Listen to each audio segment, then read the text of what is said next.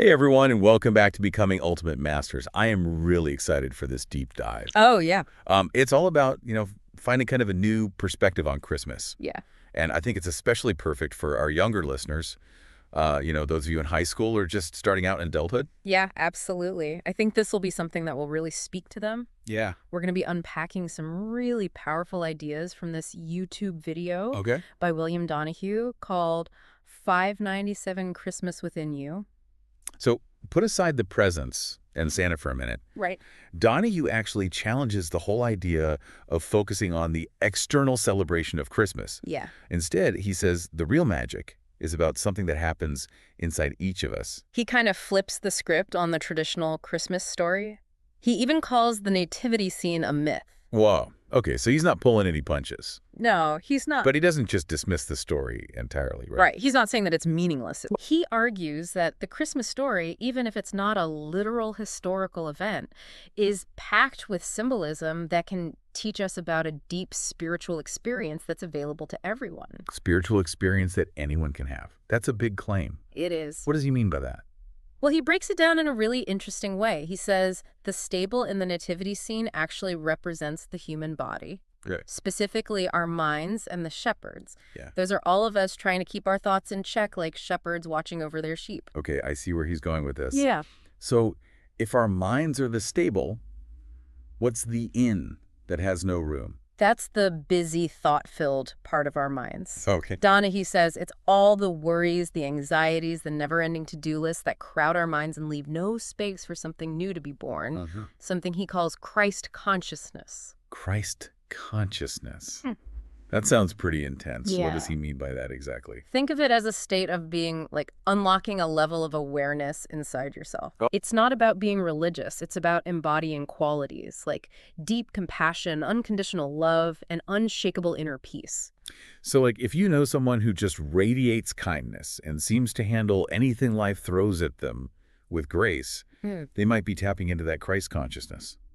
Exactly. And Donahue is saying that this potential exists in each of us. Wow. We just need to create the space for it to emerge. Okay, that makes sense. Yeah. But how do we actually do that? How do we, as Donahue puts it, become Christmas? He says the first step is to shift away from all the external stuff, the presents, the decorations, the whole commercialized version of Christmas. Right. Instead, we need to turn inward and focus on cultivating that inner space, that stable, where Christ consciousness can be born. So it's about becoming aware of what's going on in our minds, quieting all that mental chatter, and creating a kind of inner sanctuary. Exactly. And he's not just talking about feeling peaceful and happy during the holidays. Right. Donahue believes this inner transformation is the key to tackling some of the biggest problems in the world: violence, war, killing. All the things that stem from a lack of inner peace. So he's saying that if we want to see a more peaceful world, it starts with each of us finding that peace within ourselves. Right, and this connects to another really interesting idea Donahue talks about, Right. the true meaning of following Jesus. Okay, now this is where I'm really intrigued. Yeah. What does he say about that? Well, he makes a distinction between following Jesus and following organized religion. Okay. He argues that true followers actually live by Jesus's teachings, Mm-hmm. not just the rules and rituals of a particular church. So it's about embodying the spirit of Jesus's message, not just going through the motions. Exactly. He says the real focus should be on seeking what Jesus called the kingdom of God, Yeah. but not as some far-off place. He means finding that kingdom within ourselves. So it's about an inner journey, a process of self-discovery and spiritual growth. Yes, Donahue emphasizes the importance of watching, paying attention to your thoughts and actions without judgment. He says it's like observing yourself from the outside so you can start to see the patterns and beliefs that are running your life. It sounds like he's talking about becoming really self-aware, like stepping back and becoming an observer of your own mind. Right, and he connects this to the idea of having a single eye. It's about focusing your attention inward, clearing away all the distractions and tapping into that inner wisdom that's always there. This is all starting to make sense, but there are still some things I'm not quite grasping. Like, what exactly is this Christ consciousness, and how does it relate to Jesus himself? That's a great question, and Donahue has a really interesting way of explaining it. Okay. He says to think of Jesus as the teacher and Christ as the diploma you get for actually putting his teachings into practice. Oh, I love that analogy. Yeah, So it's not about worshiping Jesus or believing a specific set of doctrines. right. It's about embodying his teachings and achieving a higher state of consciousness. Exactly. And he points out that the word Christ actually comes from the Sanskrit word Krishna. Wow, I had no idea. Yeah, it's a reminder that this concept of achieving a higher state of being isn't limited to Christianity. Right. It shows up in spiritual traditions all over the world. So it's not about being Christian. Right. It's about reaching a Christ-like state of being. Exactly. And according to Donahue, that's the true Christmas gift. Yeah. That inner transformation, that state of liberation from all the stress and negativity of the world. I'm really starting to see Christmas in a whole new light, but I'm also realizing that achieving this Christ consciousness probably isn't easy. It's not. Does Donahue talk about what that process looks like? He does, and he actually gives some pretty specific examples of Jesus's teachings that can guide us on that journey. Okay, all ears. Well, one that he highlights is the saying, "If your eye be single, your body will fill with light." He says this is about focusing our attention inward, cultivating that single-pointed awareness that leads to spiritual illumination. So it's like clearing away all the distractions Right. and tuning into that inner light, that Christ consciousness. Yes, and it's not just a metaphor. Yeah. Donahue is actually talking about shifting our perspective so completely that we experience the world differently. He even uses the phrase, awaken to a new earth. Wow, that sounds pretty transformative. What other teachings does he point to? Another big one is the kingdom of God is within you. Okay. Donahue argues that this points to the internal nature of the spiritual journey. Yeah. True fulfillment is found within ourselves, not through external rituals or institutions. So he's saying the kingdom isn't a physical place, it's a state of being. Exactly, and this ties into another key teaching, Okay. that seeking this kingdom of God should be our primary focus, not rituals or doctrines. Donahue believes that we should prioritize our inner development, our connection to that divine spark within, over blindly following external rules or beliefs. So it's about stripping away all the dogma and getting to the heart of Jesus' message. The message of inner transformation and connecting with the divine. Precisely. And he believes that this is the key to unlocking the true meaning of Christmas. This is all so fascinating. I feel like I'm seeing Christmas through a completely different lens. I think you are. This has been an incredibly insightful conversation so far. It has. We've covered a lot of ground, Yes, we have. but I want to pause and ask you what stands out to you in what we've discussed. You know what really resonates with me is the emphasis on personal responsibility. Okay. Donahue isn't offering a passive belief system. He's calling for action. He's saying that we have a choice to make, to cling to old beliefs or to actively create space for something new to be born within us. That's a powerful point. Yeah. He's challenging us to become active participants in our own spiritual transformation, to make Christmas, in his sense of the word, a reality in our own lives. Exactly. And it's such a great reminder that the true meaning of Christmas, if we choose to embrace it, Right. isn't about outward things, but about the birth of something truly transformative within ourselves. Beautifully said. Okay, let's take a quick break, and then we'll dive back into Donahue's message and explore how we can actually put his teachings into practice. Sounds good. You know, as we go deeper into Donahue's message, you realize this washing away process he talks about isn't just a one-time thing. Yeah. It's something you have to keep doing. It's like a constant spiritual spring cleaning. You have to Yeah. keep clearing out the clutter in your mind to make room for that Christ consciousness to grow. Exactly. It's about noticing the patterns and influences that shape your perceptions and realizing that you have the power to let go of the ones that aren't serving you. I think this is where it gets really tough, especially for young people. There's so much pressure to fit in from social media to what your family expects of you. Yeah, It's like you're constantly being told who you should be and what you should believe. absolutely. And Donahue doesn't shy away from that. He specifically calls out things like blind patriotism, organized religion, Wow.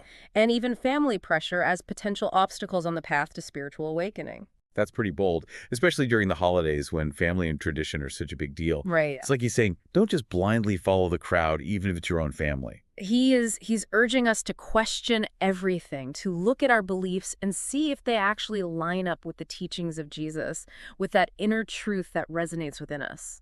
That's a powerful message for young people. It's about encouraging them to think for themselves and figure out what's true and meaningful for them. Exactly. It's about empowering them to create their own spiritual path rather than blindly accepting what they've been told. So how does someone even begin to do that? What does this inner transformation actually look like?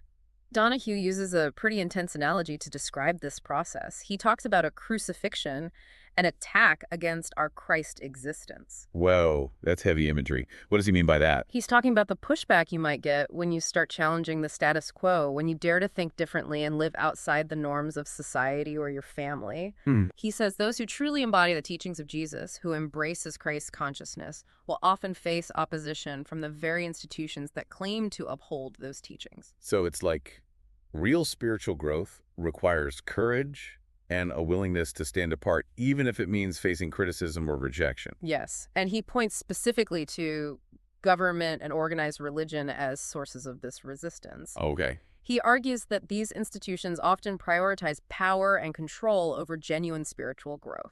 That's a pretty provocative statement. Mhm. It definitely makes you think critically about the role of authority in your life. It does, but it's important to remember that Donahue isn't saying you should disrespect authority or reject all tradition.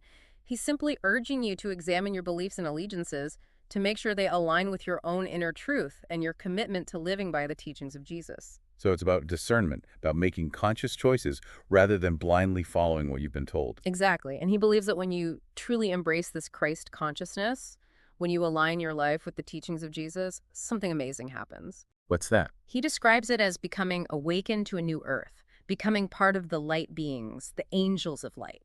It's like he's describing a shift in consciousness, like seeing the world through a whole new lens of love and compassion. Yes, and he says this shift brings a profound sense of peace and joy, a release from all the burdens and worries that weigh you down. Wow. He even quotes from the book of Isaiah talking about how the government of your life will be placed on the shoulders of this child, this Christ consciousness within you. That's such a beautiful image. It's like surrendering to a higher power within yourself and finding freedom from all the things that stress you out. It is, and to describe this even further, he uses the analogy of a dance with Jesus. A dance with Jesus? Now, that's an image I haven't heard before. Tell me more. He actually quotes another spiritual teacher, Osho, who talks about how Jesus's energy can be so infectious that it draws people into a kind of spiritual dance. Okay. He describes it as starting with hesitation and fear, but eventually you just completely surrender to the divine flow. So it's like being invited onto the dance floor with Jesus and letting go of all your inhibitions, allowing yourself to be moved by something bigger than yourself. Exactly. And Osho says this dance eventually leads to a kind of death, an emptying of the old self, so that the cup of your life can be filled with new wine, the wine of Christ consciousness. That's a beautiful metaphor for the transformative power of surrender. Is there anything else Donahue says about what this transformation feels like? He uses another powerful analogy, that image of the Rocky Mountains covered in snow, shining like gold in the sunlight. Yeah. He says that when we experience this birth of Christ consciousness within us, we're no longer just observing the beauty from afar. Right. We become part of it. We become the sun itself. Wow, it's like you're not just admiring the view, you become the source of light and beauty yourself. Exactly. And that's the true gift of Christmas, according to Donahue. Hmm. The gift of inner transformation, the birth of Christ's consciousness within us, which illuminates our lives and the world around us. This is all so inspiring. But I also know that a lot of our younger listeners might be thinking, this all sounds great, but how do I actually do it? Yeah. How do I make this Christmas a reality in my own life? That's a great question. And Donahue actually offers some very specific guidance on how to cultivate this inner transformation. Okay, I'm ready for the practical steps. What does he say? First and foremost, he emphasizes the importance of following the teachings of Jesus, not just as they're interpreted by religious institutions, but as they're expressed in the original texts. Okay. He encourages us to study the words of Jesus directly and let those teachings guide our thoughts, actions, and choices. So it's about going back to the source, reading the Gospels with fresh eyes and an open mind, and letting those teachings speak to you directly. Exactly. And he stresses that this requires a willingness to question everything, to let go of preconceived notions and beliefs, even those that have been passed down through generations or upheld by religious authorities. It's like he's saying, don't take anyone's word for it, not even mine. Go directly to the source. Listen to the teachings of Jesus and let your own inner wisdom guide you. Yes, and in addition to studying the teachings, he emphasizes specific practices that can help cultivate this inner transformation. These are the practices that can truly help us become Christmas. Okay, give us the goods. What are these practices? But one of the most important practices is what he calls watching.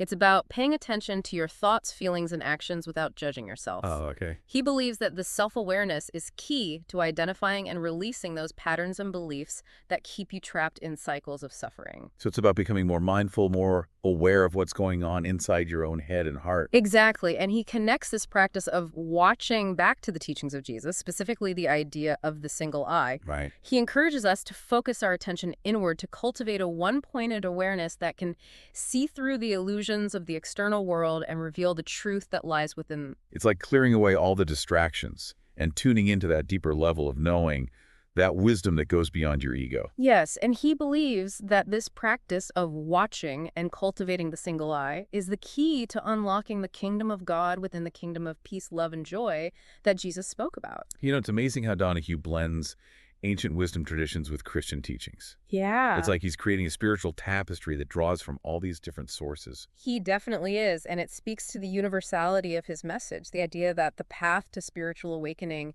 isn't limited to any one religion or belief system. Yeah. It's about tapping into that innate divine spark within you, that Christ consciousness that transcends all boundaries. We've had such a rich conversation today. It's incredible how Donahue has taken something as familiar as Christmas and turned it into this profound exploration of spiritual transformation. It is. But before we wrap up, I want to bring it back to our listeners, especially our younger audience. Yeah. What's the key takeaway for them? What's the message they can carry with them beyond this deep dive? I think the most important message is that you have the power to choose your own path, to shape your own spiritual journey.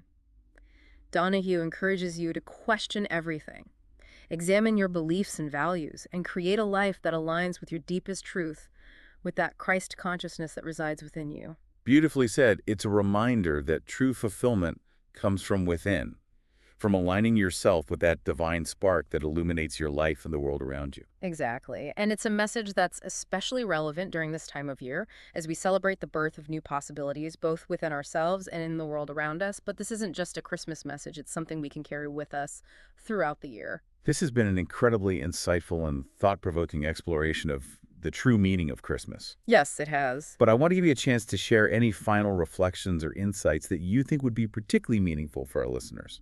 You know, what's really inspiring is Donahue's emphasis on hope and possibility, even when the world feels chaotic and uncertain. He reminds us that we have the power to create a more beautiful and compassionate reality, and it all starts with our own inner transformation. That's such a powerful reminder and a perfect note to transition into the final part of our deep dive. We'll be back after a quick break to explore how we can make this inner transformation a lived reality in our lives. Stay tuned. Welcome back to the deep dive. You know, as we've been exploring Donahue's ideas about Christmas, I've been thinking about how often we get caught up in the surface level of things. Yeah. The presents, the decorations, and miss out on the deeper meaning. Right. It's like we forget about the transformative power that this season represents. He really challenges us to go beyond the commercialized version of Christmas and tap into something much more profound. Yeah. He's saying that real change starts within each of us. Exactly. And as we were discussing before, Donahue doesn't just leave us with a bunch of lofty ideas. Right. He actually offers some really practical steps for how to cultivate this inner transformation, He does. this Christmas that happens within. Yes, and one of the most striking images he uses is Yeah. the idea of cleansing with water. Okay. He says to imagine taking all those external influences that cloud our consciousness, things like blind patriotism, rigid religious doctrines, even family pressures that make us feel like we have to be someone we're not, Right? and just washing them away. It's like hitting the reset button, clearing out all the mental and emotional baggage that weighs us down, and creating space for something new to emerge. Exactly. It's about letting go of those attachments that keep us stuck in old patterns and embracing the freedom that comes with spiritual awakening. So if we're able to do that, if we're able to create that inner sanctuary, what does Donahue say happens next? He says that's when we truly experience the meaning of Christmas, the birth of peace, love, and joy within us. And it's not just a fleeting feeling, it's a fundamental shift in our way of being. You know, I think this message is so important for young people, especially in today's world where there's so much pressure to conform and follow the crowd. It is. Donahue's encouraging us to think for ourselves, to question everything, Yeah. and to find our own unique path to spiritual growth. Absolutely. And he reminds us that this journey isn't always easy. There will be challenges, there will be resistance, and there will definitely be times when you doubt yourself. Yeah. But he urges us to persevere, to hold on to the teachings of Jesus, and to trust in the transformative power of the divine within. It's like he's saying that the true path to peace and happiness isn't found in chasing external things, but in embarking on that inner journey of awakening to our true nature. And it's a journey that's available to everyone, regardless of your background or beliefs.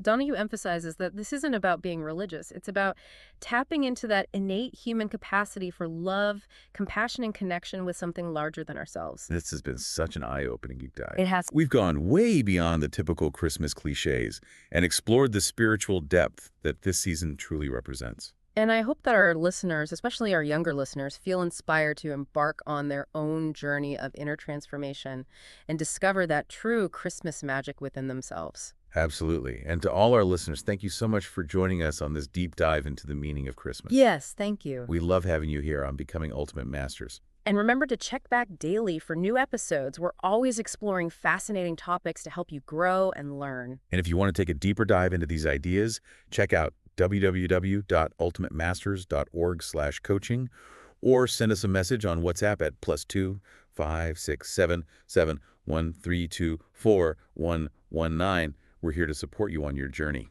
Don't forget to share this episode with your loved ones. It might be just the thing they need to hear during this season. Thanks again for joining us. We'll see you in the next episode.